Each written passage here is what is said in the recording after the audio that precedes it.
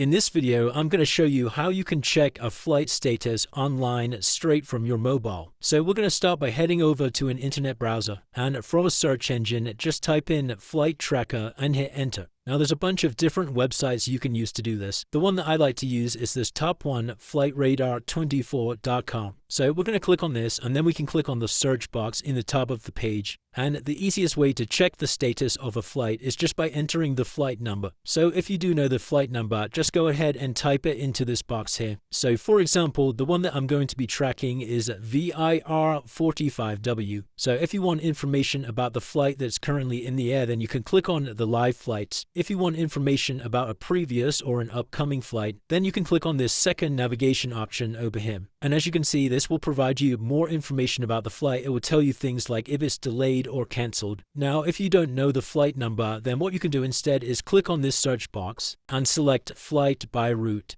What we can do is actually search all flights for a particular location. So for example, I can search from London to Bangkok. And as you can see, this is another way to pull up flight information and to track a flight. And it's as simple as that, guys. That's how you check a flight status from your mobile. If you did find this video helpful, then let me know in the comments, and I'll see you in the next one.